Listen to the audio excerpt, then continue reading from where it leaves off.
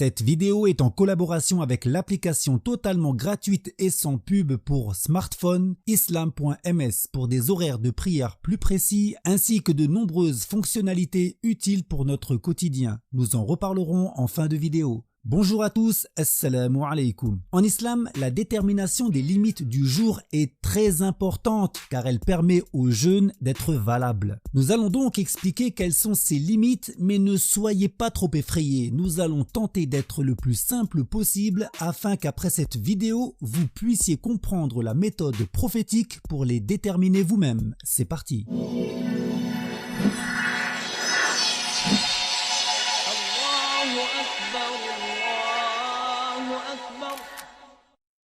Bismillahirrahmanirrahim. Alhamdulillahi wassalatu wassalamu ala rasulillah. Étant donné que le jeûne du mois de Ramadan se passe durant la journée, ses limites s'étendent de l'aube jusqu'au coucher du soleil. Et comme en islam, le jeûne doit se faire en pleine connaissance de cause, il est un devoir pour tous ceux dont le jeûne est obligatoire de connaître les signes de ces deux limites-là. On comprend de la révélation 187 de Sourate al-Baqarah, mangez et buvez jusqu'à ce que se distingue pour vous le fil blanc de l'aube du fil noir, puis accomplissez le jeûne jusqu'à la nuit. Les deux cheikh rapportent que quand ce verset fut révélé, Adi, fils de Hatim, un des compagnons du prophète, prit un fil noir et un fil blanc qu'il plaça sous son oreiller. Durant la nuit, il les regardait et ne put les distinguer l'un de l'autre. Le matin, il alla trouver le prophète alayhi salatu wassalam et lui raconta la chose. Et celui-ci lui enseigna, ces deux fils symbolisent uniquement la noirceur de la nuit et la blancheur du jour. Ainsi, la révélation précitée signifie « Il vous est autorisé de manger et de boire jusqu'à ce que vous puissiez observer l'apparition de la blancheur du début de la journée à travers l'obscurité de la nuit. Ensuite, poursuivez le jeûne jusqu'au coucher du soleil, c'est-à-dire jusqu'à sa disparition totale à l'horizon ouest, qui est le signe du début de la nuit. Ainsi, nous venons de voir que le jeûne commence dès l'aube. Et selon les astronomes, l'aube comprend 3 phases. La première est lorsque le soleil est à 18 degrés sous l'horizon. On dit aussi à moins 18 degrés. À ce moment, le ciel n'est plus complètement noir, mais les objets se distinguent encore très difficilement. La deuxième est lorsque le soleil est à 12 degrés sous l'horizon. À ce moment, les lueurs sont déjà plus prononcées et les objets déjà plus identifiables.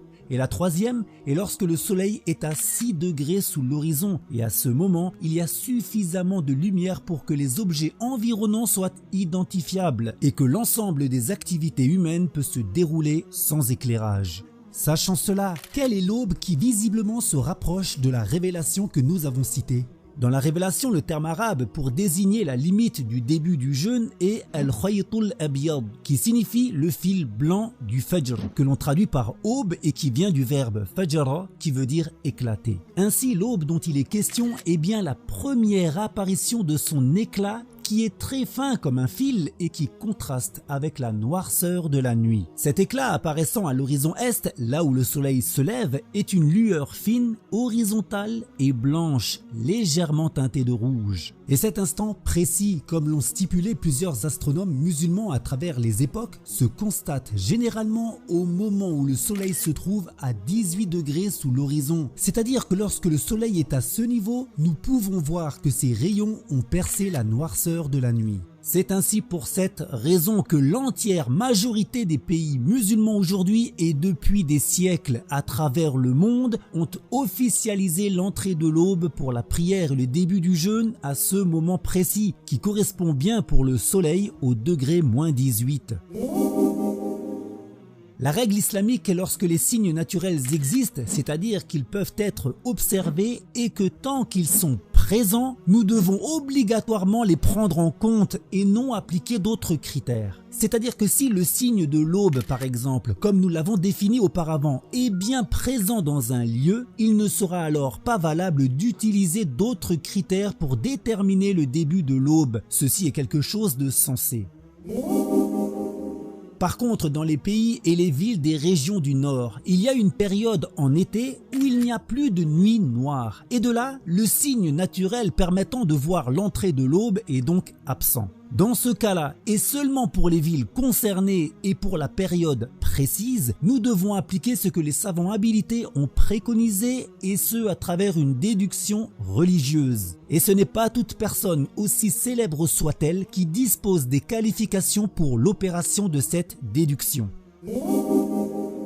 Ainsi, seulement pour ces villes du Nord, durant cette période problématique, la célèbre méthode enseignée et préconisée par les juristes musulmans est de prendre les horaires de la ville au sud la plus proche, dont le signe de l'aube est toujours présent et observable. Ceci est tiré du récit prophétique rapporté par Muslim, où l'on apprend que le messager de Dieu sallallahu alayhi wa sallam parla de l'apparition du faux messie, précisant qu'il restera sur terre 40 jours, dont l'un d'eux correspond à une année. De là, les compagnons demandèrent: en ce jour qui correspond à une année, est-ce qu'une prière d'un seul jour nous suffira? Et le prophète de répondre: non, estimez ce jour à sa valeur.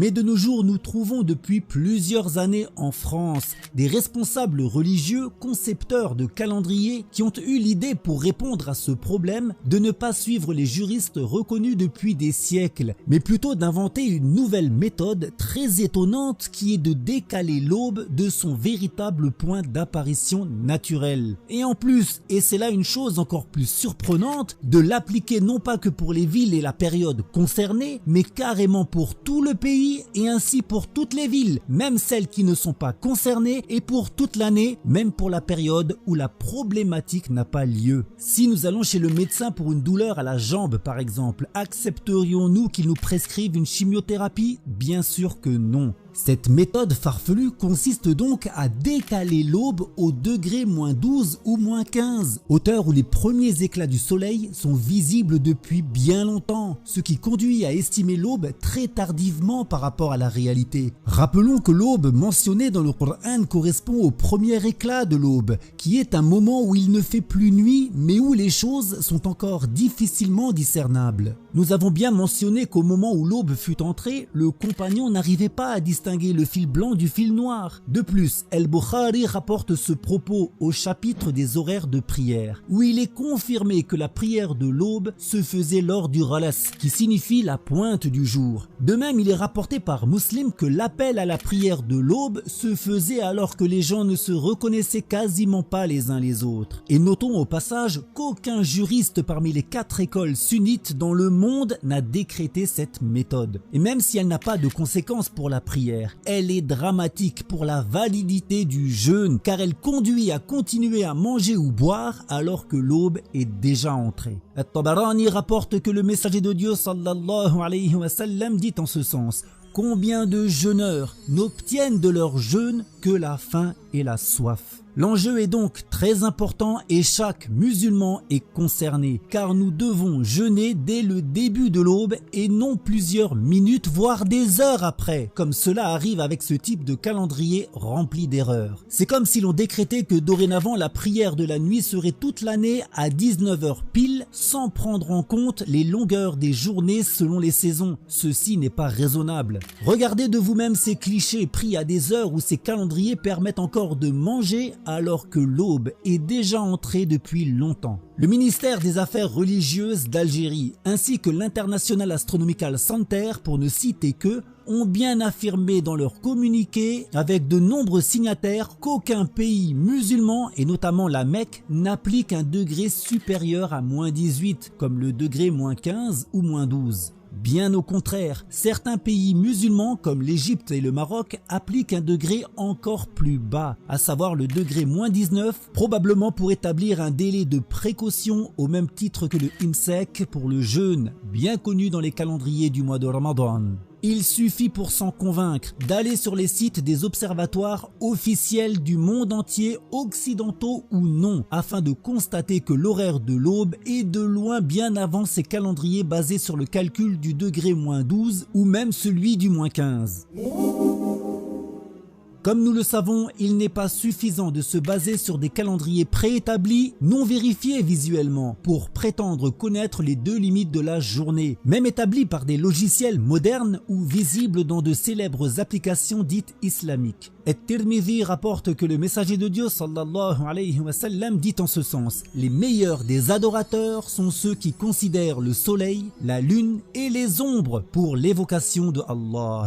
Mais compte tenu de la situation géographique et climatique de certains pays comme en France, il n'est pas toujours facile d'observer l'aube. En effet, la pollution et l'éclairage des villes par exemple empêchent de voir la première lueur de l'aube, qui rappelons-le se trouve comme un fil au bas de l'horizon est. Dans ce cas, et à partir des calendriers basés sur le degré -18 et l'observation, la marge de sécurité appelée imsak s'impose, et ce pour ne pas perdre la journée de jeûne, surtout comme nous l'avons vu pour les régions du nord. Les 2 cheikh rapportent que le messager de Dieu sallallahu alayhi wa sallam dit en ce sens: certes, le licite est clair, et certes l'interdit est clair. Entre les deux, il y a des choses confuses que beaucoup de gens ne connaissent pas. Celui qui évite les confusions aura préservé sa religion et son honneur, mais celui qui s'y laisse aller risquera de tomber dans l'interdit. Il est comme le berger qui ne cesse de faire paître ses troupeaux autour d'une propriété privée, risquant de l'empiéter. Certes, chaque roi a son domaine réservé, et certes le domaine réservé de Allah sont ses interdits. Quant à l'application smartphone que nous avons mentionnée en début de vidéo, il s'agit de islam.ms. Elle est totalement gratuite et sans pub, et elle permet, même si l'observation reste de mise, d'avoir une estimation des horaires de prière au plus proche de la réalité, ainsi que la bonne direction de la prière où que vous soyez, et utilisable même sans internet. Vous y trouverez également et quotidiennement de nombreux rappels religieux, ainsi que la possibilité de calculer votre zakat et bien d'autres fonctionnalités encore. Elle est disponible sur Android et Apple et nous vous la conseillons fortement. Barakallahu fikum, wallahu a'lam wa ahkam.